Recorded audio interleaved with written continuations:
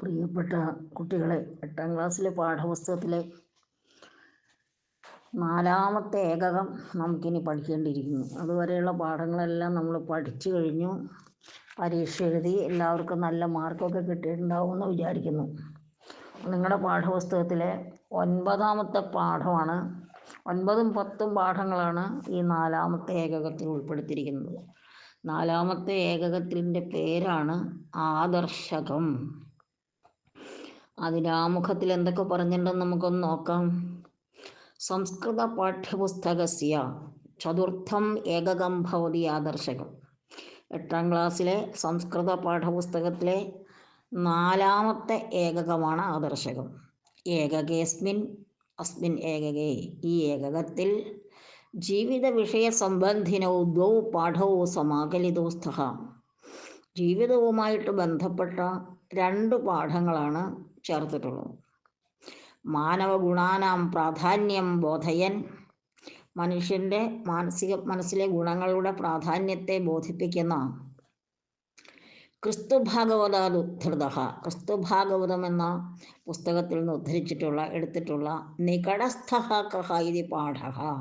നികടസ്ഥനാരാണ്, സമീപത്ത് നിൽക്കുന്നവൻ ആരാണ്, മീൻസ് നമ്മുടെ സുഹൃത്ത് ആരാണ്, അല്ലെങ്കിൽ നമ്മുടെ നല്ല അയൽക്കാരൻ ആരാണ് എന്ന് ഉള്ള ഒരു പാഠവും, നീതിബോധകാനാം ചതുർണാം സുഭാഷിതാനാം സമാഹാരരൂപഃ, നീതിബോധകങ്ങളായിട്ടുള്ള നല്ല കാര്യങ്ങളെ മനസ്സിലാക്കി തരുന്ന, ജീവിതത്തിലെ നല്ല നീതിയെ മനസ്സിലാക്കി തരുന്ന ചതുർണാം സുഭാഷിതാനാം സമാഹാരരൂപ, 4 സുഭാഷിതങ്ങളുടെ സമാഹാരമായിട്ടുള്ള അഹന്യഹനി ബോദ്ധവ്യം ഇത് പാഠശ്ച, അഹന്യഹനി ബോദ്ധവ്യം, ഓരോ ദിവസവും മനസ്സിലാക്കിയിരിക്കണം എന്നുള്ള പാഠവുമാണ് ഈ ഏകകത്തിലുള്ളത്. ഏതയോഹോ പാഠഭാഗയോഹോ അധ്യയനേന, ഈ 2 പാഠഭാഗങ്ങളും പഠിക്കുന്നതിലൂടെ അസ്മാസു മാനവിക ഗുണാൻ പോഷയിതും ശക്നുമഃ, നമ്മളിൽ മാനവിക ഗുണങ്ങളെ പരിപോഷിപ്പിക്കുവാൻ കഴിയുന്നതാണ്. ഈ 2 പാഠങ്ങളും മനുഷ്യൻ്റെ മനസ്സിലെ മാനവിക ഗുണങ്ങളെ, ഒരു നല്ല മനുഷ്യനുണ്ടായിരിക്കേണ്ട ഗുണങ്ങൾ എന്തൊക്കെയാണോ അതിനെ വളർത്തുവാൻ സഹായിക്കുന്ന പാഠങ്ങളാണ്. ഈ 4ാമത്തെ ഏകകത്തിലെ നികടസ്ഥഃ കഃ എന്ന പാഠവും അഹന്യഹനി ബോദ്ധവ്യം എന്നുള്ള പാഠവും. നമുക്ക് കിടക്കാൻ, നിങ്ങൾ ക്ലാസ്സിൽ ചിലപ്പോൾ നിങ്ങളുടെ അധ്യാപകർ പഠിപ്പിച്ചു തുടങ്ങിയിട്ടുണ്ടാവും. ഞാൻ ക്ലാസ് ഇടാൻ അല്പം വൈകി, എന്നാലും നമുക്ക് നോക്കാം. നികടസ്ഥഃ കഃ, ഈ കഥ നമ്മുടെ ക്രിസ്തുദേവൻ്റെ ജീവിതത്തിലെ ഒരു സംഭവമാണ് വിവരിക്കുന്നത്. ക്രിസ്തുവിൻ്റെ ശിഷ്യന്മാരായിരുന്ന മത്തായി, മർക്കോസ്, ലൂക്കോസ് എന്നൊക്കെ പറഞ്ഞ കുറച്ച് പേര്, 12 പേരുണ്ടായിരുന്നു.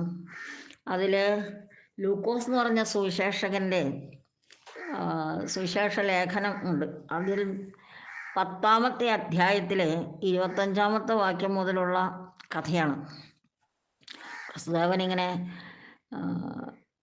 നല്ല കാര്യങ്ങൾ പ്രസംഗിച്ചുകൊണ്ട് മനുഷ്യരെ ബോധവാന്മാരാക്കാനായിട്ട് ഇങ്ങനെ സഞ്ചരിക്കുന്ന ഒരു കാലഘട്ടം ഉണ്ടായിരുന്നു. അങ്ങനെ സഞ്ചരിച്ചപ്പോൾ നിത്യജീവൻ പ്രാപിക്കേണ്ടതിന് എന്തൊക്കെയാണ് ചെയ്ത് മനുഷ്യൻ സ്വന്തം ജീവിതത്തിൽ ചെയ്യേണ്ടത് എന്ന് മനസ്സിലാക്കി കൊടുക്കുന്ന തരത്തിലുള്ള കാര്യങ്ങളൊക്കെ പറഞ്ഞു. നിത്യജീവൻ പ്രാപിക്കുക എന്ന് പറഞ്ഞാൽ മരണാനന്തരം സ്വർഗം കിട്ടുക എന്നാണ്. അപ്പോൾ അങ്ങനെ പ്രസംഗിച്ച് നടക്കുന്ന സമയത്ത് ഒരു ന്യായാധിപൻ, ഒരു ന്യായശാസ്ത്രി, ന്യായങ്ങളൊക്കെ അറിയാവുന്ന ഒരാൾ, ന്യായാധിപന്മാരെന്ന് പറയും, അതിലൊരാൾ എഴുന്നേറ്റ് ചോദിച്ചു, നിത്യജീവൻ അവകാശിയാകാൻ ഞങ്ങൾ എന്ത് ചെയ്യണമെന്ന് ചോദിച്ചു. അപ്പോൾ അദ്ദേഹം പറഞ്ഞത്, ന്യായപ്രമാണങ്ങളിൽ എഴുതിയിട്ടുണ്ടല്ലോ, അത് എനിക്കൊക്കെ നിങ്ങളെപ്പോലുള്ളവർക്കൊക്കെ അറിയാമല്ലോ എന്ന് പറഞ്ഞു. അപ്പോൾ അവൻ പറഞ്ഞു, ക്രിസ്തുദേവൻ പറയുകയാണ്, നീ പൂർണ്ണ ഹൃദയത്തോടും പൂർണ്ണ ആത്മാവോടും പൂർണ്ണ ശക്തിയോടും പൂർണ്ണ മനസ്സോടും കൂടി സ്നേഹിക്കണം, കൂട്ടുകാരനെ നിന്നെ പോലെ തന്നെ സ്നേഹിക്കണം, ഇതൊക്കെയാണ് ദൈവരാജ്യം കിട്ടാനുള്ള വഴിയെന്ന് പറഞ്ഞു. അപ്പോൾ ആ ന്യായാധിപൻ വീണ്ടും ചോദിക്കുകയാണ്, ഈ കൂട്ടുകാരനെ നിന്നെ പോലെ തന്നെ സ്നേഹിക്കണമെന്ന് പറയുന്നു, അപ്പോൾ ആ കൂട്ടുകാരൻ എങ്ങനെയുള്ളവരായിരിക്കണം, അല്ലെങ്കിൽ നിൻ്റെ അയൽക്കാരനെ നിന്നെ പോലെ തന്നെ സ്നേഹിക്കണമെന്ന് ക്രിസ്തു പലപ്പോഴും പറഞ്ഞിട്ടുണ്ട് യേശു പലപ്പോഴും പറഞ്ഞിട്ടുണ്ട്. അപ്പോൾ ആരാണ് ഈ നല്ല അയൽക്കാരൻ, അല്ലെങ്കിൽ ആരാണ് നല്ല കൂട്ടുകാരൻ എന്ന് ആ ന്യായാധിപൻ ചോദിച്ചതിന് ഉത്തരമായിട്ട് യേശു ക്രിസ്തു പറഞ്ഞു കൊടുക്കുന്ന ഒരു കഥയാണ് ഈ നികടസ്ഥഹ കഹ എന്നുള്ള പാഠഭാഗത്തിൽ ഉൾപ്പെടുത്തിയിരിക്കുന്നു. നമുക്ക് പ്രവേശകം നോക്കാം. ത്വം ആത്മനീവ നികടസ്ഥേ ച സ്നിഹ്യ ഇത് പ്രസിദ്ധം വാക്യം ശ്രുതവന്തഃ കിം. നീ നിന്നെപ്പോലെ തന്നെ നിന്റെ അയൽക്കാരനെയും സ്നേഹിക്കുക. നികടസ്ഥേ സ്നിഹ്യ, അയൽക്കാരനിലും നീ സ്നേഹം പകരണം എന്നാണ്. ഇത് പ്രസിദ്ധം വാക്യം ശ്രുതവന്തഃ കിം എന്ന പ്രസിദ്ധമായ വാക്യം കേട്ടിട്ടില്ലേ? കസ്യ വചനം ഭവതീതം, ഇതാരുടെ വാക്കാണ്? ആ യേശുദേവസ്യകില, യേശുദേവൻ്റെ വാക്കല്ലേ, യേശുദേവൻ്റെ വാക്കാണല്ലോ. തസ്യ ജീവനകഥാം ഭവന്തഃ ജാനന്തിയേവ, യേശുദേവൻ്റെ ജീവിതകഥയൊക്കെ നിങ്ങൾ കേട്ടിട്ടുണ്ടല്ലോ, നിങ്ങൾക്കറിയാമല്ലോ എന്നൊക്കെയാണ് അതിൻ്റെ അർത്ഥം. നമുക്ക് നോക്കാം ആമുഖം. സംസ്കൃത സാഹിത്യേ കേരളസ്യ യോഗദാനം മഹദസ്തി. സംസ്കൃത സാഹിത്യത്തിന് കേരളത്തിൽ നിന്നുള്ള സംഭാവന മഹത്താണ്. യോഗദാനം എന്നുള്ള വാക്കിന് സംഭാവന എന്നാണ്. സാഹിത്യത്തിനുള്ള സംഭാവന എന്ന് പറയുമ്പോൾ അത് നമ്മൾ സംഭാവന എന്ന് കേൾക്കുമ്പോൾ ഉടനെ പൈസ എന്നൊക്കെ വിചാരിക്കും. പക്ഷെ അങ്ങനെയല്ല. ഇവിടെ സാഹിത്യത്തിനുള്ള സംഭാവന എന്ന് പറഞ്ഞാൽ സംസ്കൃത സാഹിത്യത്തെ പരിപോഷിപ്പിക്കുവാൻ വേണ്ടി കേരളീയർ എഴുതിയിട്ടുള്ള സാഹിത്യകൃതികൾ അനവധിയാണ്. അതാണ് മഹദസ്തി, മഹത്തസ്തി. അപ്പോൾ സംസ്കൃത സാഹിത്യത്തിന് കേരളീയർ വളരെയേറെ സംഭാവനകൾ ചെയ്തിട്ടുണ്ട്. സംസ്കൃത സാഹിത്യത്തിൽ കേരളീയരുടേതായ രചനകളുണ്ട്. കേരളീയരുടെ സംഭാവന മഹത്താണ്. പല കേരളീയരും പല കൃതികളും സംസ്കൃതത്തിൽ എഴുതിയിട്ടുണ്ട് എന്നർത്ഥം. കേരളീയ സംസ്കൃത മഹാകാവ്യേഷു, കേരളീയരായിട്ടുള്ള കവികൾ എഴുതിയിട്ടുള്ള സംസ്കൃത കാവ്യങ്ങളിൽ പ്രൊഫസർ PC ദേവസ്യ മഹാശയസ്യ, പ്രൊഫസർ PC ദേവസ്യ മഹാശയൻ്റെ, അതായത് പ്രൊഫസർ PC ദേവസ്യ എന്ന ഒരു കവി ഉണ്ടായിരുന്നു. അദ്ദേഹത്തിൻ്റെ ക്രിസ്തു ഭാഗവതം നാമ മഹാകാവ്യം നിതരാം വിരാജതേ. ക്രിസ്തു ഭാഗവതം എന്ന മഹാകാവ്യം അങ്ങേറ്റം വിലസുന്ന ഒരു കാവ്യമാണ്, ഏറ്റവും കൊള്ളാവുന്ന ഒരു കാവ്യമാണെന്നർത്ഥം. ഈ PC ദേവസ്യ എന്ന് പറയുന്ന മഹാശയനായ കവി 1906 മുതൽ 2006 വരെ ജീവിച്ചിരുന്നു. 100ാമത്തെ വയസ്സിലാണ് അദ്ദേഹം മരിച്ചിട്ടുള്ളത്. സപ്തസപ്തത്യുത്തര നവശതാധിക സഹസ്രതമേ വർഷേ, 1977 ആണ്ടിൽ, സപ്തസപ്തതി എന്ന് പറയുമ്പോൾ 77, അധിക നവശതം 977, പിന്നെ 1000 കൂടി, അതാണ് സപ്തസപ്തത്യുത്തര നവശതാധിക സഹസ്രതമേ വർഷേ പ്രകാശിതേ അസ്മിൻ മഹാകവി. 1977 പബ്ലിഷ് ചെയ്യപ്പെട്ട, അതാണ് പ്രകാശനം ചെയ്യപ്പെട്ട, പബ്ലിഷ് ചെയ്യപ്പെട്ട അസ്മിൻ മഹാകാവ്യ, ഈ മഹാകാവ്യത്തിൽ. ഏത് മഹാകാവ്യത്തിലാണ്? ക്രിസ്തു ഭാഗവതം എന്ന മഹാകാവ്യത്തിൽ യേശുദേവസ്യ സമ്പൂർണം ചരിതം ഉപവർണ്യതേ, യേശുദേവന്റെ ജീവിത ചരിത്രം മുഴുവനുമാണ് വർണ്ണിച്ചിരിക്കുന്നത്. കാവ്യമിതം, ഈ കാവ്യം 80 നവശതോത്തര സഹസ്രതമ വർഷസ്യ, 1980 ആണ്ടിലെ കേന്ദ്ര സാഹിത്യ അക്കാദമി പുരസ്കാരേണ സമാദൃതം, കേന്ദ്ര സാഹിത്യ അക്കാദമിയുടെ പുരസ്കാരം കൊണ്ട് ആദരിക്കപ്പെട്ടിട്ടുണ്ട്. പറഞ്ഞാൽ ഈ ക്രിസ്തു ഭാഗവതം എന്ന കാവ്യത്തിന് കേന്ദ്ര സാഹിത്യ അക്കാദമി പുരസ്കാരം കിട്ടിയിട്ടുണ്ട്. അത് ഏത് വർഷമാണ് കിട്ടിയത്? 1980. മനുഷ്യ ജീവനെ ജാതി ധർമ്മ ലിംഗ ഗോത്ര കുലാപേക്ഷയാ, ജാതി മതം ലിംഗം ഗോത്രം കുലം എന്നിവയെ അപേക്ഷിച്ച് ആർദ്രതായാഹ പ്രാധാന്യമസ്തി. മനുഷ്യജീവിതത്തിന് പ്രാധാന്യം ആർദ്രതയ്ക്കാണ്, സ്നേഹത്തിനാണ്, മനസ്സലിവിനാണ്. അല്ലാതെ ജാതിക്കല്ല പ്രാധാന്യം, മതത്തിനല്ല പ്രാധാന്യം, പുരുഷനാണോ സ്ത്രീയാണോ എന്നുള്ളതിനല്ല, ഏത് കുലത്തിലാണ്, എവിടെയാണ് ജനിച്ചത്, അതൊന്നുമല്ല. മനുഷ്യൻ ജീവിതത്തിൽ ഏറ്റവും പ്രധാനപ്പെട്ടത് ആർദ്രതയാണ്, സ്നേഹമാണ്, മനസ്സലിവാണ്, ദയയാണ്, അനുകമ്പയാണെന്നൊക്കെ അർത്ഥം. ക്രിസ്തു ഭാഗവത മഹാകാവ്യസ്യ, ക്രിസ്തു ഭാഗവത മഹാകാവ്യത്തിൻ്റെ ഏകവിംശേ സർഗേ, 21ാം സർഗത്തിൽ പരാമർശിച്ചിരിക്കുന്ന താദൃശയും ഏകാം കഥാം പഠാമഹ, അത്തരത്തിലുള്ള ഒരു കഥ നമുക്ക് പഠിക്കാം. സ്നേഹത്തിന്, മനസ്സലിവിന് പ്രാധാന്യമുള്ള ഒരു കഥയാണിത്. അത് നിങ്ങൾക്ക് മനസ്സിലാക്കാൻ, നിങ്ങൾ ഈ പാഠങ്ങളൊക്കെ പഠിക്കുന്നത് ജീവിതത്തിൽ നിങ്ങളത് പ്രായോഗികമാക്കാൻ വേണ്ടിയിട്ടാണ്. സ്വന്തം ജീവിതം കൊണ്ട് നിങ്ങൾക്ക് ഇതുപോലുള്ള എന്തെങ്കിലും കാര്യങ്ങൾ ചെയ്യാൻ പറ്റുമെങ്കിൽ ചെയ്യാനും കൂടെ വേണ്ടിയിട്ടാണ്. ഏകദാ ഒരിക്കൽ ശ്രീ യേശുദേവം പ്രതി യേശുദേവനോട് കശ്ചന നിയമനിപുണ അപൃച്ഛത്, ഒരു നിയമനിപുണൻ, ഒരു ന്യായാധിപൻ, ന്യായങ്ങളൊക്കെ അറിയാവുന്ന സമൂഹത്തിലെ അറിയപ്പെടുന്ന ഒരു വ്യക്തി അപൃച്ഛത് ചോദിച്ചു, കഹ മമ നികടസ്ഥ, ആരാണ് എൻ്റെ അയൽക്കാരൻ? നികടസ്ഥ നികടേ സ്ഥിത, നികടം എന്ന് പറഞ്ഞാൽ സമീപം എന്നാണ് അർത്ഥം. സമീപത്ത് നിൽക്കുന്നവൻ മീൻസ് ഒന്നുകിൽ സുഹൃത്താകാം അല്ലെങ്കിൽ അയൽക്കാരനാകാം, അതാണ്. കഹ മമ നികടസ്ഥ ഇതി, എൻ്റെ നികടസ്ഥൻ ആരാണ്, എൻ്റെ സമീപസ്ഥൻ ആരാണ്, എൻ്റെ അയൽക്കാരൻ ആരാണ്? അതായത് മുമ്പ് നമ്മൾ പറഞ്ഞല്ലോ, നിന്നെപ്പോലെ തന്നെ നിൻ്റെ അയൽക്കാരനെ സ്നേഹിക്കുക, നിന്നെപ്പോലെ തന്നെ നിൻ്റെ സ്നേഹിതനെയും നീ കണക്കാക്കുക എന്ന് പറഞ്ഞല്ലോ. അതാണ് കഹ മമ നികടസ്ഥ, എൻ്റെ അയൽക്കാരൻ, ശരിക്കുള്ള അയൽക്കാരൻ അല്ലെങ്കിൽ എൻ്റെ കൂട്ടുകാരൻ, എൻ്റെ സ്നേഹിതൻ എങ്ങനെയുള്ളവനായിരിക്കണം എന്നാണ് ചോദിക്കുന്നതിൻ്റെ അർത്ഥം. കഹ ആരാണെന്ന് ചോദിച്ചാൽ എങ്ങനെയുള്ളവനാണ്. ഈ നികടസ്ഥ എന്നുള്ള വാക്ക് സമീപത്തുള്ളവൻ എന്നുള്ള അർത്ഥത്തിൽ വാക്കിൻ്റെ അർത്ഥം അങ്ങനെയാണെങ്കിലും നല്ല അയൽക്കാരൻ എന്നെടുക്കണം. അയൽക്കാരൻ എന്നുള്ളതിന് മറ്റൊരു വാക്കുണ്ട്, പ്രാതിവേശിക എന്ന് പറയും. പ്രാതിവേശിക, വർഗത്തിലെ ആദ്യത്തെ അക്ഷരം പ്രാതിവേശിക. തച്ഛ്രുത്വ, അത് കേട്ടിട്ട്, ആ ന്യായാധിപൻ്റെ ആ ചോദ്യം കേട്ടിട്ട്, ക്രിസ്തുദേവൻ കഥാരൂപേണ, കഥയുടെ രൂപത്തിൽ, തസ്യാ സമാധാനം അബോധ്, അയാളുടെ ചോദ്യത്തിന് മറുപടി കൊടുത്തു. യഥാ, എങ്ങനെയെന്നാൽ, എങ്ങനെയാണ് ആ മറുപടി കൊടുത്തത്? യൂദാ ഗോത്രജഹ കശ്ചിത്, യൂദാ ഗോത്രത്തിൽപ്പെട്ട ഒരാള്, കാര്യചോദിത ഹസൻ. ഈ കാര്യചോദിത എന്നുള്ള വാക്ക് ശരിക്കും അതിൻ്റെ അർത്ഥം എന്തോ അത്യാവശ്യ കാര്യത്തിന്, അതാണ് കാര്യചോദിത എന്ന് പറഞ്ഞാൽ. ചോദിത എന്ന് പറഞ്ഞാൽ പ്രേരിത എന്നാണ്. കാര്യം എന്ന് പറഞ്ഞാൽ ചെയ്യേണ്ടത്. അപ്പോൾ എന്തോ ചെയ്യാനുണ്ട് അയാൾക്ക്, അതിനാൽ പ്രേരിതനായി എന്ന് പറഞ്ഞാൽ എന്തോ അത്യാവശ്യ കാര്യത്തിനായിട്ട്, എന്തോ അത്യാവശ്യ കാര്യം നടത്താനായിട്ട് കാര്യചോദിത ഹസൻ നടത്താൻ ആഗ്രഹിച്ചുകൊണ്ട്, നടത്തുവാൻ വേണ്ടിയിട്ട് യെറുശലേം നഗരീതഹ, യെറുശലേം നഗരത്തിൽ നിന്ന് എറീഹോ നഗരം പ്രസ്ഥിതവാൻ, എറീഹു നഗരത്തിലേക്ക് പുറപ്പെട്ടു. പ്രസ്ഥിതവാൻ, വനരാജിഭിഹി ദുർഗമം, വനക്കൂട്ടത്താൽ ദുർഗമമായത്. ഈ ദുർഗമമാകുക എന്ന് പറഞ്ഞാൽ പോകാൻ ബുദ്ധിമുട്ടുള്ളത്, ആ വഴി കടന്നു പോകാൻ ബുദ്ധിമുട്ടുള്ളത്.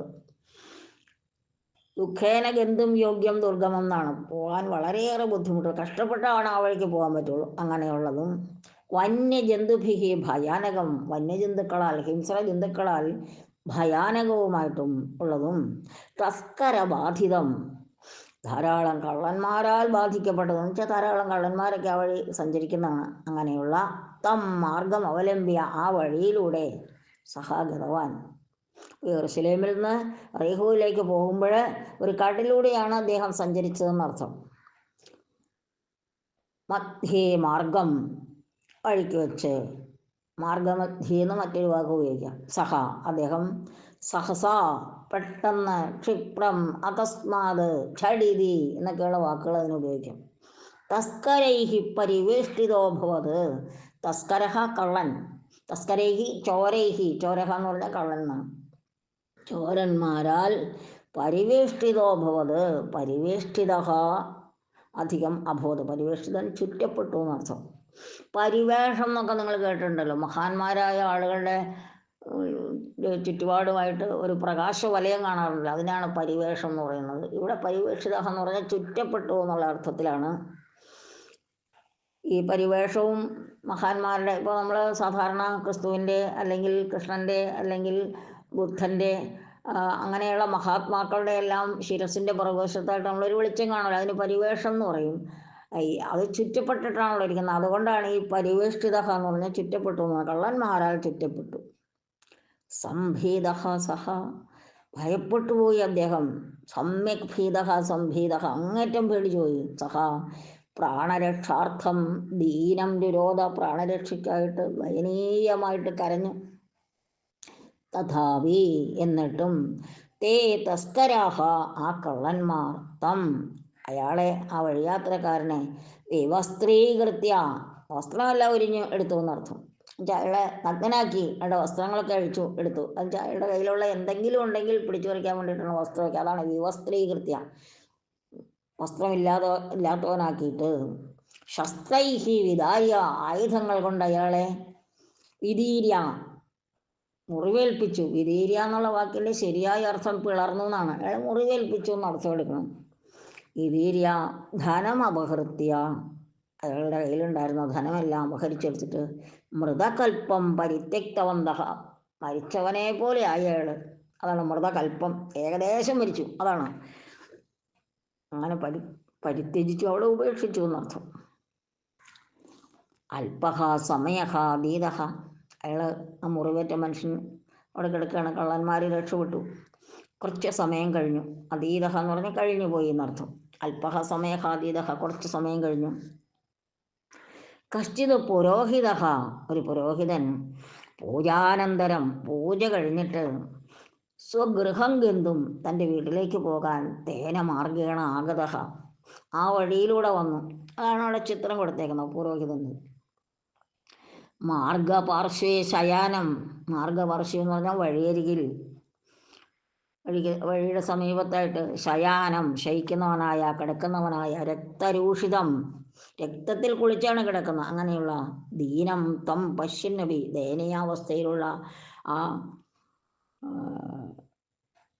യെരൂശലേംകാരനെ പശ്യന്നബി, കണ്ടിട്ടും, നിജാനനം വിമുഖീകൃത്യ, സ്വന്തം മുഖം, ആനനം മുഖമാണ്, നിജാനനം സ്വന്തം മുഖം. ആനനത്തിൻ്റെ പര്യായപദങ്ങളൊക്കെ നിങ്ങൾക്കറിയായിരിക്കും, ആസ്യം, മുഖം എന്നൊക്കെയുണ്ട്. ആനനം വിമുഖീകൃത്യ സഹ പുരോഹിത അപരപാർശ്വേണ അഗച്ഛത്, അയാൾ മറ്റേ വസ്തു കൂടി അങ്ങോട്ട് കടന്നുപോയി. അപരപാർശ്വം എന്ന് പറഞ്ഞാൽ മറ്റേ സൈഡിൽ കൂടെ അഗച്ഛത് പോയി, കണ്ടില്ലപ്പെട്ടു പോയി എന്നർത്ഥം. അനന്തരം, അതിനുശേഷം, കശ്ചിത് ലേവീയ ഗോത്രജഹ, ഒരു ലേവീയ ഗോത്രത്തിൽപ്പെട്ട ഒരാൾ, ആ കാലഘട്ടത്തിലെ ചില വംശങ്ങളുടെ പേരാണ് ലേവീയ ഗോത്രജഹ. യഹൂദനെന്നും ലേവിയക്കാരനെന്നും ഒക്കെ പറയുന്നതാണ്. ധനിക, ഒരു പണക്കാരനാണ് അതിൽ കടന്നുപോയത്. ധനിക തേന മാർഗേണ സമാഗത, ആ വഴിയിലൂടെ വന്നു. സോബി, സഹാബി, അയാളും, തം വിദീർണം യൂദാപുരുഷം, വിദീർണനായി കിടക്കുന്ന, ദേഹമെല്ലാം മുറിവേറ്റ് കിടക്കുന്ന യൂദാപുരുഷം, ആ യഹൂദ പുരുഷനെ വീക്ഷ്യ, നിഷ്കരുണം അപരപാർശ്വേണ അധാവത്, യാതൊരു ദയയുമില്ലാതെ, നിഷ്കരുണം, കരുണയൊക്കെ അയാളിൽ നിന്ന് പോയി അങ്ങനെയുള്ള മനുഷ്യൻ, കരുണയില്ലാത്തവനായിട്ട്, അപരപാർശ്വേണ അധാവത്, മറ്റേ വശത്തുകൂടി ഓടിയങ്ങോട്ട് പോയി എന്നർത്ഥം.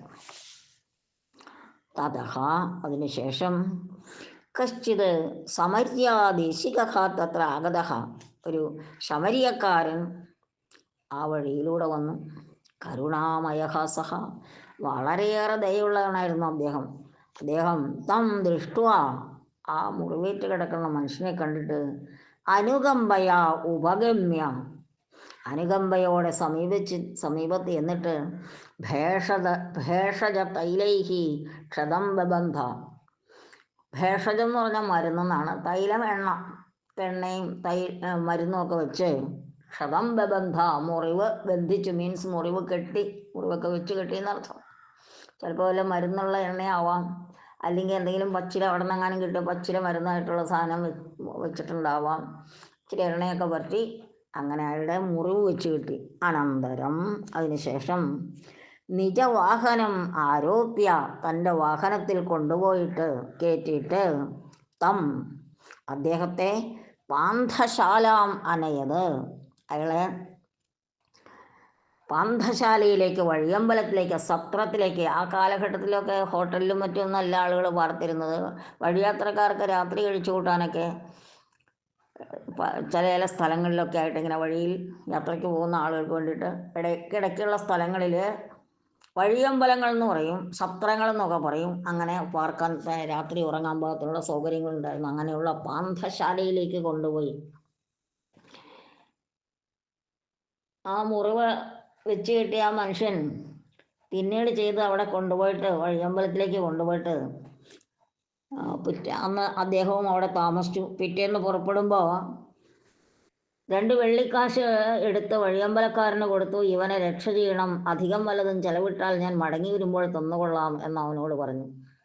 കള്ളന്മാരുടെ കയ്യിൽ അകപ്പെട്ടവന് ഈ മൂവരിൽ ഏവൻ കൂട്ടുകാരനായി തീർന്നു എന്ന് നിനക്ക് തോന്നുന്നു എന്നാണ് യേശുദേവൻ പിന്നെ ചോദിച്ചത്. അപ്പോൾ യേശുദേവൻ ചോദിക്കുന്നുണ്ട്, ഏവം ദൃഷ്ടാന്തമുക്ത, ഇങ്ങനെ ദൃഷ്ടാന്തം പറഞ്ഞിട്ട് യേശുദേവ നിയമനിപുണം ഏവം അവൃച്ഛത്, ആ ന്യായാധിപനോട് ഇപ്രകാരം ചോദിച്ചു, ഏതേഷു കഹ തസ്യ നികടസ്ഥ, ഇവരിൽ ആരായിരുന്നു ആ വീണുകിടന്ന ആളിൻ്റെ സ്നേഹിതൻ, ആരായിരുന്നു നല്ല അയൽക്കാരനെ പോലെ പ്രവർത്തിച്ചത്? അപ്പോൾ ആ നിയമനിപുണൻ മറുപടി പറഞ്ഞു, യഹാ തസ്മിൻ ദയാമകരോത്, ആരാണോ അവനിൽ ദയ ചെയ്തത്, ഇതി സഹ, അവനിൽ ആരാണോ ദയ ചെയ്യുന്നത് അയാളാണ് നല്ല സ്നേഹിതൻ, അയാളാണ് നല്ല അയൽക്കാരൻ. ഇത് നിയമനിപുണ പ്രത്യുത്തരം അവതച്ച എന്ന് ആ നിയമനിപുണൻ മറുപടി പറയുകയും ചെയ്തു. അവതച്ച, അവതത് അധികം ച. ഇനി അതിൽ കൊടുത്തിരിക്കുന്ന കഥയൊക്കെ നിങ്ങൾക്ക് മനസ്സിലായി കാണും. അപ്പോൾ ഈ സംഭവം പറഞ്ഞതെന്ന് വെച്ചാൽ, ഏതെങ്കിലും ഒരു കഷ്ടതയിൽ അകപ്പെട്ട് കിടക്കുന്ന ഒരു വ്യക്തിയെ നമ്മൾ കാണുമ്പോൾ കണ്ടില്ല എന്ന് പറഞ്ഞ് നമ്മൾ മുഖം തിരിച്ചു പോകാൻ പാടില്ല. അങ്ങനെ മുഖം തിരിച്ചു പോകുന്നവർക്ക് ഒരിക്കലും നിത്യജീവൻ അവകാശികളാകാൻ പറ്റില്ല. നിത്യജീവൻ അവകാശികളാകുക എന്ന് പറഞ്ഞ് ഞാൻ പറഞ്ഞില്ലോ, സ്വർഗത്തിൽ നല്ല സ്ഥാനം കിട്ടുക എന്ന്. നമ്മൾ ഒരു സുഭാഷിതം നിങ്ങൾ പിന്നെ കേട്ടിട്ടുണ്ടോ എന്ന് എനിക്കറിയില്ല. നിങ്ങളുടെ അധ്യാപകർ ചിലപ്പോൾ പറഞ്ഞു തന്നിട്ടുണ്ടാവും, ചിലപ്പോൾ പറഞ്ഞു തന്നിട്ടുണ്ടാവില്ല. ഒരു സുഭാഷിതം ഞാൻ ഒന്ന് ചൊല്ലാം. അർത്ഥാഗൃഹേ നിവർത്തന്തേ. അർത്ഥം എന്ന് പറഞ്ഞാൽ ധനം. ധനമെല്ലാം നമ്മുടെ വീട്ടിൽ വെച്ച് നമ്മളെ ഉപേക്ഷിക്കും എന്ന് പറഞ്ഞാൽ ധനത്തിന് നമ്മുടെ കൂടെ പോരാൻ പറ്റില്ല. ശ്മശാനേ പുത്രബാന്ധവാഹ, ശ്മശാനത്തിൽ വെച്ച് നമുക്ക് പുത്രന്മാരും ബന്ധുക്കളും മറ്റാളുകളും ഒക്കെ ഉണ്ടെങ്കിൽ അവരൊക്കെ നമ്മളെ പിരിയും ശ്മശാനത്തിൽ വെച്ച്. സുഹൃതം ദുഷ്കൃതം ചെയ്വ ഗച്ഛന്തം അനുഗച്ഛതി. മരിച്ചു പോകുന്ന ഒരു വ്യക്തി, ഗച്ഛന്തം എന്ന് പറഞ്ഞാൽ മരിച്ചു പോകുന്നവനായ ഒരു വ്യക്തിയെ അനുഗമിക്കുന്നത്, അവൻ്റെ കൂടെ പോകുന്നത് അവൻ തൻ്റെ ജീവിതത്തിൽ ചെയ്തിട്ടുള്ള സുഹൃതമോ ദുഷ്കൃതമോ മാത്രമാണ്. നമ്മൾ സുഹൃതം ചെയ്തിട്ടുണ്ടെങ്കിൽ നമ്മുടെ കൂടെ ആ സുഹൃതത്തിൻ്റെ ഫലം നമുക്ക് മരണാനന്തരം കിട്ടും. ദുഷ്കൃതമാണ് ചെയ്തെങ്കിൽ ആ ദുഷ്കൃതത്തിൻ്റെ ഫലമായിരിക്കും നമുക്ക് മരണാനന്തരം കിട്ടുന്നത്. സുഭാഷിതം ഞാൻ ഒന്നുകൂടെ ചൊല്ലാം. അർത്ഥാഗൃഹേ നിവർത്തന്തേ ശ്മശാനേ പുത്രബാന്ധവാഃ സുഹൃതം ദുഷ്കൃതം ചൈവ ഗച്ഛന്തമനുഗച്ഛതി. അപ്പോൾ നമ്മൾ ജീവിച്ചിരിക്കുന്ന കാലഘട്ടത്തിൽ സുഹൃതം ചെയ്തിട്ടുണ്ടെങ്കിൽ അതിൻ്റെ ഫലമാണ് നമുക്ക് മരണാനന്തരം കിട്ടുക. ദുഷ്കൃതം ചെയ്തിട്ടുണ്ടെങ്കിൽ ആ ദുഷ്കർമ്മങ്ങളുടെ ഫലമാണ് കിട്ടുക. അല്ലാതെ നമ്മൾ സമ്പാദിച്ച ധനമൊന്നും നമ്മുടെ കൂടെ പോരില്ല. അർത്ഥാഹം ഗൃഹേ നിവർത്തന്തേ, നമ്മുടെ ധനമെല്ലാം നമ്മളെ വിട്ടുപിരിയുന്ന വീട്ടിൽ വെച്ച് തന്നെ, ഒന്നുമേ കൊണ്ടുപോകാൻ പറ്റില്ല. നമ്മളെ ശരീരത്തിൽ നമ്മൾ വല്ല ആഭരണങ്ങൾ അണിഞ്ഞിട്ടുണ്ടെങ്കിൽ അതെല്ലാം അഴിച്ചെടുക്കും ബന്ധുക്കൾ. നമ്മൾ സ്വത്ത് സമ്പാദിച്ചിട്ടുണ്ടെങ്കിൽ അതെല്ലാം നമ്മൾ മക്കളോ ബന്ധുക്കളോ ആരെങ്കിലും ഒക്കെ പങ്കിട്ടെടുത്തന്നിരിക്കും. അതുകൊണ്ട് നമ്മുടെ കൂടെ പോരാൻ, മരണകാലത്ത് നമ്മുടെ കൂടെ പോരാൻ നമ്മൾ ചെയ്തിട്ടുള്ള സൽക്കർമ്മങ്ങളും ദുഷ്കർമ്മങ്ങളും മാത്രമായിരിക്കും. അതുകൊണ്ട് സൽക്കർമ്മങ്ങൾ ചെയ്താൽ മാത്രമേ നമുക്ക് നന്മ വരൂ എന്നാണ് ഈ കഥയിലൂടെ യേശുദേവൻ നമ്മളോട് പറഞ്ഞത്. നിത്യജീവൻ പ്രാപിക്കുക എന്നുള്ള വാക്കാണ് ബൈബിളിൽ ഉപയോഗിച്ചിരിക്കുന്നത്. നിത്യജീവൻ പ്രാപിക്കുക മീൻസ് മരണാനന്തരം സുഖം ലഭിക്കുക, സ്വർഗം ലഭിക്കുക എന്നർത്ഥം. അപ്പോൾ നമുക്കിനിപ്പോൾ അത് ചേർന്ന് നോക്കാം. പരിവേഷ്ടിതോ അഭവത്, പരിവേഷ്ടിതഹാധികം അഭവത്, പശ്യൻ അധികം അഭി, അവതച്ച, അവതത് അധികം ച. വേറെയുമുണ്ട്, ധാരാളം സന്ധികളുണ്ട്. ദൃഷ്ടാന്തമുക്ത്വ, ദൃഷ്ടാന്തം അധികം ഉക്ത്വ. പിന്നെ ഒരുപാട് വാക്കുകൾ. നിജവാഹനം ആരോപ്യ, നിജവാഹനം അധികം ആരോപ്യ. അതുപോലെ നിങ്ങൾ ഓരോന്നും നോക്കി കണ്ടുപിടിക്കുക.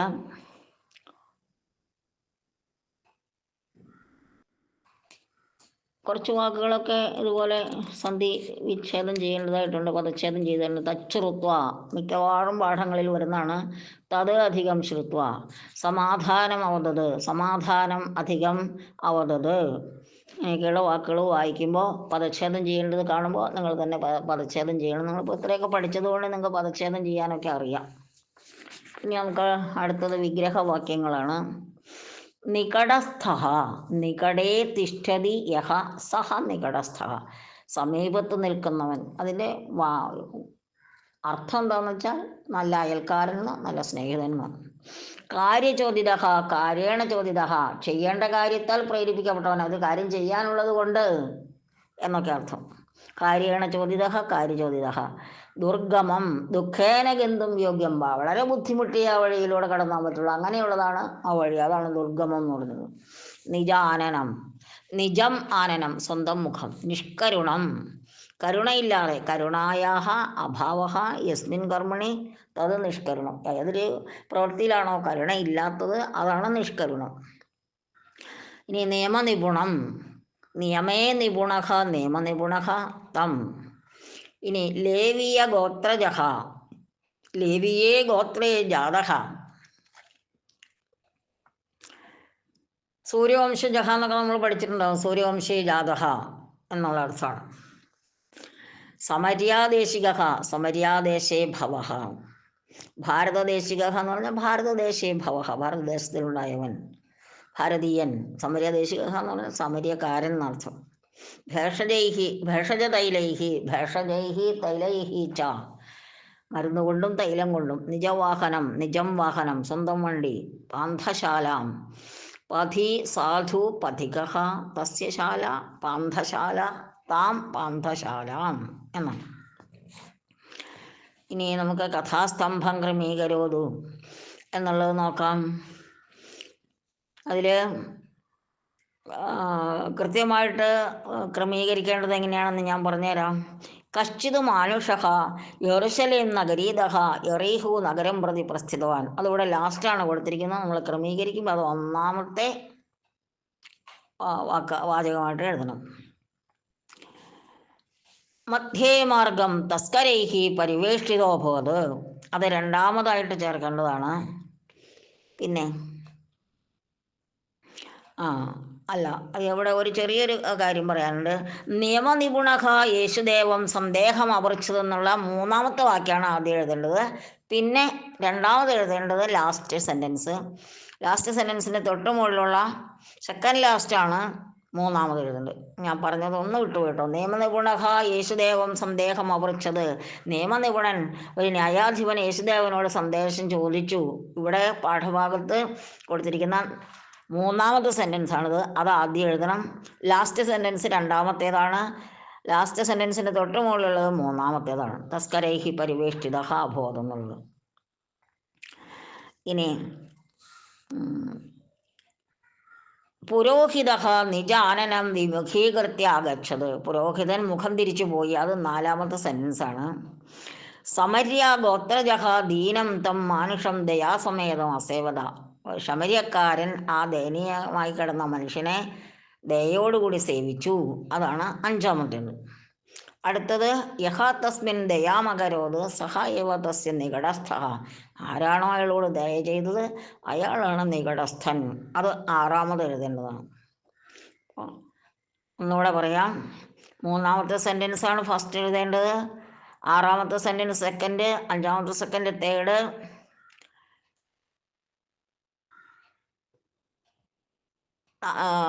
ഒന്നുകൂടെ നിയമനിപുണഃ, മൂന്നാമത്തെ പാഠഭാഗത്ത് കൊടുത്തിരിക്കുന്ന മൂന്നാമത്തെ സെൻറ്റൻസ് ആദ്യം എഴുതണം.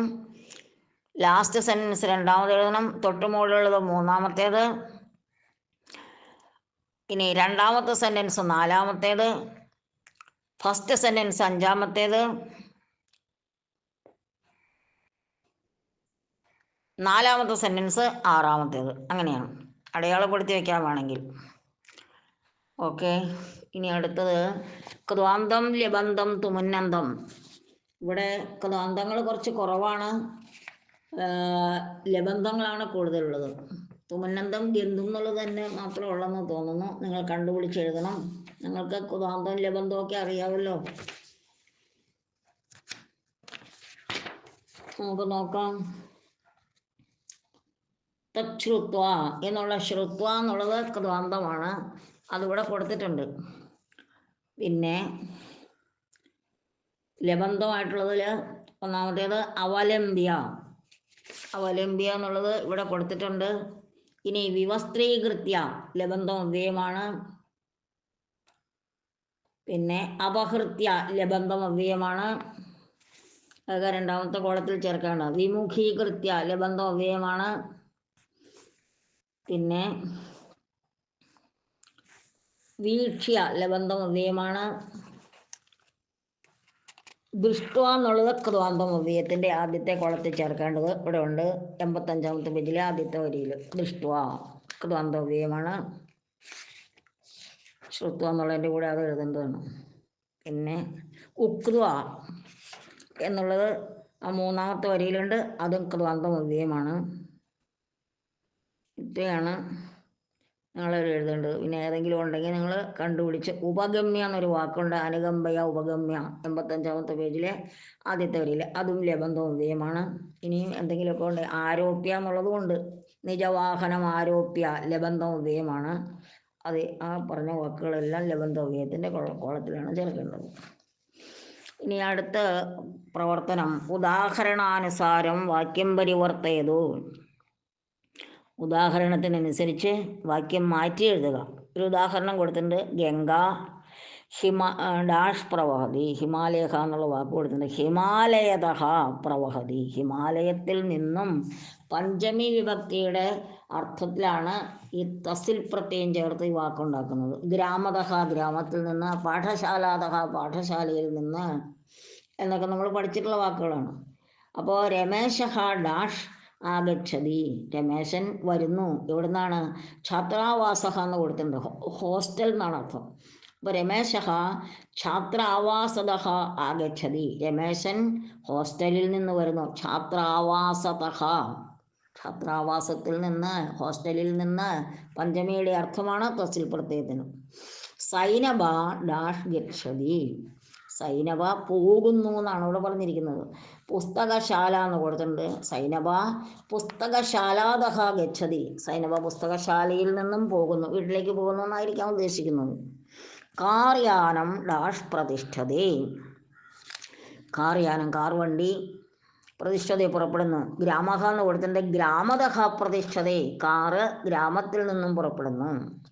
ഇനി അടുത്ത സെൻറ്റൻസ്, ഡാഷ് വണിക് വസ്തുവിനെ ആനയതി, വണിക്ക് കച്ചവടക്കാരൻ, വസ്തുവിനെ സാധനങ്ങൾ ആനയതി കൊണ്ടുവരുന്നു. അപ്പം നഗരതഹ നഗരത്തിൽ നിന്നും, വണിക് വസ്തുവിനെ ആനയതി ഒരു കച്ചവടക്കാരൻ, ഗ്രാമത്തിലെ കച്ചവടക്കാരനായിരിക്കും. അവർ നഗരങ്ങളിൽ നിന്നാണല്ലോ സാധനങ്ങൾ കൊണ്ടുവരിക. അപ്പം നഗരതഹ എന്നാണ് അവിടെ ചേർക്കുന്നത്. ഡാഷ് ചിത്രശാലായാം ചിത്രപ്രദർശനം വർത്തതേ, ചതുർവാദനം എന്ന് കൊടുക്കുന്ന 4 മണി. ചതുർവാദനതഹ 4 മണി മുതൽ ചിത്രശാലായാം ചിത്രപ്രദർശനം വർത്തതേ, 4 മണി മുതൽ തുടങ്ങുമെന്നർത്ഥം, 4 മണിയിൽ നിന്ന് ആരംഭിച്ച് എന്നർത്ഥം. ഇനി അധോദത്താനി കഥവതു പ്രത്യയാന്ത പദാനി വിവേചിതു. അതിൽ ഗതഹ എന്നുള്ളത് പോയവൻ എന്നുള്ള അർത്ഥത്തിൽ കഥപ്രത്യയമാണ് അവിടെ ഉപയോഗിച്ചിരിക്കുന്നത്. പ്രസ്ഥിതവാൻ കഥവതു പ്രത്യയമാണ്. ആഗതഹ കഥപ്രത്യയമാണ്. ഗതവാൻ കഥവതു പ്രത്യയമാണ്. പരിത്യക്തവന്തഹ അത് പരിത്യക്തവാൻ, പ്രസ്ഥിതവാൻ പോലെ പരിത്യക്തവാൻ എന്നുള്ളതിൻ്റെ ബഹുവചനമാണ്. പക്ഷെ കാണുമ്പോൾ നിങ്ങൾക്ക് ചിലപ്പോൾ സംശയം വരും, അതും കഥവതു പ്രത്യയമാണ്. അപ്പോൾ കൃതപ്രത്യയത്തിൻ്റെ കോളത്തിൽ ഗതഹ എന്നുള്ളതും ആഗതഹ എന്നുള്ളതുമാണ് വേണ്ടത്. ക്രൗതു പ്രത്യയത്തിൻ്റെ കോളത്തിൽ പ്രസ്ഥിതവാൻ, ഗതവാൻ, പരിത്യക്തവന്തഹ, ഇത്രയും വാക്കുകൾ, ഇങ്ങനെ 3 വാക്കുകൾ. അതിൽ പരിത്യക്തവന്തഹ എന്നുള്ളത് സംശയിക്കേണ്ട, അത് പരിത്യക്തവാൻ, പരിത്യക്തവന്തോ, പരിത്യക്തവന്തഹ എന്നുള്ള ബഹുവചന രൂപമായതുകൊണ്ടാണ് അങ്ങനെ വന്നത്. ഗതവാൻ, ഗതവന്തോ, ഗതവന്തഹ എന്നുള്ളത് പോലെ. ഇനി 89-ാമത്തെ പേജിൽ കഥപ്രത്യയ, കഥപ്രത്യയ കഥവതു പ്രത്യയ ച ഭൂതകാലാർത്ഥേവ സാമാന്യേന പ്രയുജ്യതേ. ഭൂതകാലത്തിൻ്റെ അർത്ഥത്തിലാണ് കഥപ്രത്യവും കഥവതുപ്രത്യവും ഉപയോഗിക്കുന്നതെന്നർത്ഥം. ഇനി കോശഃ പര്യായപദങ്ങളാണ്. ഭേഷജം മരുന്ന് എന്നാണ് അർത്ഥം. ഭേഷജ, ഔഷധ, ഭൈഷജ്യ, അഗത, ജായു എന്നൊക്കെ കൊടുത്തിട്ടുണ്ട്. അതിൽ നിങ്ങൾ എളുപ്പമുള്ളത് 3 പഠിച്ചാൽ മതി. ഭേഷജ ഔഷധവും, അപ്പോൾ ഭേഷജം, ഔഷധം, പിന്നെ ഭൈഷജ്യം, ഈ 3 ഞങ്ങൾ പുസ്തക നോട്ട്ബുക്കിലേക്ക് എഴുതി പഠിക്കാം. തസ്കരഹ ക്ഷൗരൈകാകാരിക. അപ്പോൾ അതിൽ ഞാൻ പദച്ഛേദം ചെയ്ത് നിങ്ങൾ പറഞ്ഞു. ക്ഷൗരഹ കാരാകാരിക, കാരാകാരത്തിൽ അടയ്ക്കപ്പെട്ടവൻ, ജയിലടയ്ക്കപ്പെട്ടവൻ, കള്ളന്മാരെയാണല്ലോ അടയ്ക്കുന്നത്. പിന്നെ സ്തേനഹ ദസ്യുഹു തസ്കരഹ മോഷകഹ, അതെല്ലാം എളുപ്പമുള്ളതാണ്. അപ്പോൾ ഏതൊക്കെ എഴുതാം? മോഷകഹ എന്ന് എഴുതാം, തസ്കരഹ എന്ന് എഴുതാം, ദസ്യുഹു എന്ന് എഴുതാം, സ്തേനഹ എന്ന് എഴുതാം, ചോരഹ എന്ന് എഴുതാം. കാരാകാരിക എന്നുള്ളത് വേണമെങ്കിൽ വിട്ട് കളഞ്ഞോളൂ, അർത്ഥം മനസ്സിലാക്കിയാൽ മതി. നിപുണഹ പ്രവീണഹ നിപുണഹ അഭിജ്ഞഃ നിഷ്ണാതഃ ശിക്ഷിതഃ. ഇത്രയും കാര്യങ്ങൾ. ശിക്ഷിതഃ എന്ന് പറഞ്ഞാൽ അറിവുള്ളവൻ, വിദ്യാഭ്യാസമുള്ളവൻ എന്നാണ്, അല്ലാണ്ട് ശിക്ഷിക്കപ്പെട്ടവൻ എന്നല്ല കേട്ടോ. അവിടെ അതിൻ്റെ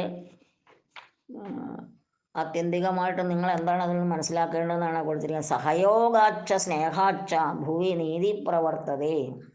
സഹയോഗവും എന്നുവെച്ചാൽ മറ്റുള്ളവരുള്ള ആ ഒരുമിച്ചുള്ള എന്താ പറയുക, സ്നേഹപ്രകടനത്തോടുള്ള ഇടപെടൽ സഹയോഗം എന്ന് പറഞ്ഞാൽ അതാണ്. പിന്നെ സ്നേഹം, സഹയോഗവും സ്നേഹവുമാണ്, ഒരുമിച്ചുള്ള ഇടപെടലും സ്നേഹവുമാണ് ഭൂവി നീതി പ്രവർത്തതേ, ഭൂമിയിൽ നീതിയായിട്ട് നമ്മൾക്ക് പ്രവർത്തിക്കേണ്ടത് എന്നാണ്. പിന്നെ ദ്വാദശ ഗോത്രാണി എന്ന് പറഞ്ഞു കൊടുത്തേക്കുന്നതൊന്നും നിങ്ങൾക്കത്ര പ്രധാനപ്പെട്ട കാര്യമല്ല. യേശുവിൻ്റെ കാലഘട്ടത്തിൽ ഇസ്രായേൽ ദേശത്ത് 12 ഗോത്രങ്ങളുണ്ടായിരുന്നു എന്നുള്ള ആ ഗോത്രങ്ങളുടെ പേരുകളാണ് ആദ്യം കൊടുത്തേക്കുന്നത്. അത് നിങ്ങൾ പഠിച്ചില്ലെങ്കിലും കുഴപ്പമില്ല. ഏതേഷു ഗോത്രേഷു, ഈ ഗോത്രങ്ങളിൽ അധികം ഗോത്രങ്ങളും പരസ്പരം കലഹായമാനാനി ആസൻ, പരസ്പരം കലഹിച്ചിരുന്നവരാണ്. തേ ഗോത്രജാഹ മിഥ്യാ ഭാഷണം വാ സഹായതാം വാ നാകുറുവൻ. ഈ ഗോത്രത്തിൽപ്പെട്ട ആളുകൾ തമ്മിൽ പരസ്പരം സംസാരിക്കുകയോ പരസ്പരം ഒരു സഹായം അങ്ങോട്ടും ഇങ്ങോട്ടും ഒന്നും ചെയ്യുകയോ ചെയ്തിരുന്നില്ല ആ കാലഘട്ടത്തിൽ. തസ്മിൻ അവസരേവ, ആ അവസരത്തിലാണ് യേശുദേവ ദൃഷ്ടാന്തരൂപേണ പാഠഭാഗസ്ഥാം ഘടനാം പ്രസ്തൗത്. യേശുദേവൻ ഒരു എന്താ പറയുക, ഉപമയിലൂടെ, ദൃഷ്ടാന്തത്തിലൂടെ, ഉദാഹരണത്തിലൂടെ പാഠഭാഗസ്ഥാം ഘടനാം പ്രസ്തൗത്, ഈ പാഠഭാഗത്തിലെ ആ സംഭവങ്ങൾ വിവരിക്കുന്നത്. ഗോത്രാതീത, ഗോത്രത്തിൽ നിന്നും അതീതമായി, മതാതീതമായി എന്നൊക്കെ നമ്മൾ പറയാറില്ലേ, മതമല്ല പ്രമാണം, അതിനൊക്കെ അപ്പുറത്ത്, അതാണ് ഗോത്രാതീത, ഗോത്രത്തിനും അപ്പുറത്ത്. പരസ്പര സ്നേഹ, അതായത് ഏത് ഗോത്രത്തിൽ ജനിച്ചവനാണ് അല്ലെങ്കിൽ ഏത് ദേശീയനാണ് എന്ന് ചിന്തിക്കാതെ പരസ്പര സ്നേഹ സമൂഹേ അനിവാര്യ, സമൂഹത്തിൽ അനിവാര്യമാണ്, വളരെ അത്യാവശ്യമുള്ള കാര്യമാണ്. യഥാകാലം യഹ സഹായഹസ്തം ദദാതി, യഥാകാലം എന്ന് പറഞ്ഞാൽ വേണ്ട സമയത്ത് ആരാണോ സഹായഹസ്തം നൽകുന്നത്, അതായത് സഹായം നൽകുന്നത്, സഹായവ നികടസ്ഥ, അയാളാണ് നല്ല അയൽക്കാരൻ, അയാളാണ് നല്ല സ്നേഹിതൻ. ഇത് ജനാൻ ബോധയതി സ്മ യേശുദേവ എന്ന് ജനങ്ങളെ യേശുദേവൻ ബോധിപ്പിച്ചു. അപ്പോൾ ഈ ഗോത്രങ്ങൾ തമ്മിലുള്ള കലഹം അവസാനിപ്പിക്കുവാൻ വേണ്ടി, അല്ലെങ്കിൽ അവരെ ബോധവാന്മാരാക്കുവാൻ വേണ്ടിയിട്ടാണ് യേശുദേവൻ ഇത്തരം കഥകൾ പറഞ്ഞെന്നർത്ഥം. സയേവ ഭവതി അസ്യാഹ കഥായാഹ സന്ദേശ, അതുതന്നെയാണ് ഈ കഥയുടെ സന്ദേശം. ഇവിടെ രുരോധ എന്നുള്ള ക്രിയയുടെ എല്ലാ രൂപങ്ങളും കൊടുത്തിട്ടുണ്ട്. രുരോധ എന്ന് പറഞ്ഞാൽ കരഞ്ഞു എന്നാണ്. രുരോധ, രുദുദുഹു, രുരുദുഹു, രുരോദിധ, രുരോദിധ, രുരുദധുഹു, രുരുദ, രുരോധ, രുരുദിവ, രുരുദിമ.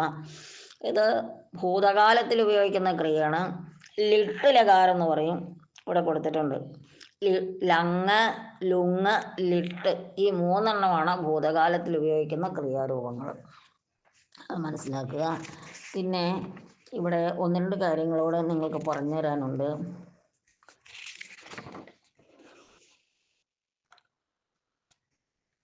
നമ്മുടെ പ്രവേശകത്തിലെ ആദ്യത്തെ വരി, ത്വം ആത്മനി ഇവ, ഒരുവൻ തന്നിൽ എന്നതുപോലെ തന്നെ നികടസ്ഥേജ സ്നേഹിക്കുക, അയൽക്കാരനെ സ്നേഹിക്കുക. അപ്പം നമ്മൾ നിന്നെപ്പോലെ നിന്നെ അയൽക്കാരനെ സ്നേഹിക്കുക എന്നാണ് മലയാളത്തിൽ പറയുന്നത്. പക്ഷെ ഇവിടെ ഈ സ്നേഹമെന്ന വാക്ക് ഒരാളിലേക്ക് നമ്മൾ പകരുകയാണ്. നമ്മളൊരു കുപ്പിയിലേക്ക് എണ്ണ പകരുന്നത് പോലെ സ്നേഹമെന്ന വികാരം നമ്മൾ ഒരു വ്യക്തിയിലേക്ക് പകരുകയാണ് ചെയ്യുന്നത്. അപ്പോൾ ആ പകരുന്നത് ശരിക്കും വ്യക്തിയിലേക്കാണ്. അപ്പോൾ വ്യക്തിയിലേക്ക് എന്ന് പറയുമ്പോഴത്തേക്ക് നമുക്ക് വ്യക്തിയിൽ പകരുകയാണ്. അപ്പോൾ നമ്മൾ സപ്തമി വിഭക്തി ഉപയോഗിക്കുന്നു. സ്നേഹം, ദയ മുതലായിട്ടുള്ള വികാരങ്ങളൊക്കെ നമ്മൾ ഒരാളിലേക്ക് പകരുകയായതുകൊണ്ട് അതിന് ശരിയായ അർത്ഥം ലഭിക്കണമെങ്കിൽ അവിടെ സപ്തമി ഉപയോഗിക്കണം. അതാണ് ആത്മനി എന്ന സപ്തമിയും നികടസ്ഥ എന്നുള്ള സപ്തമി ഉപയോഗിച്ചു. നീ നിന്നെ സ്നേഹിക്കുന്നത് പോലെ എൻ്റെ അയൽക്കാരനെ സ്നേഹിക്കുക എന്ന് പറഞ്ഞാൽ നീ നിന്നിൽ സ്നേഹമുള്ളവനായിരിക്കുന്ന പോലെ തന്നെ അയൽക്കാരനിലും സ്നേഹമുള്ളവനായിരിക്കുക എന്നാണ് അതിൻ്റെ അർത്ഥം. കാരണം അതുപോലെ തന്നെ മറ്റൊരു വാക്കും കൂടി ഉണ്ട് ഇവിടെ, എവിടെയോ ഞാൻ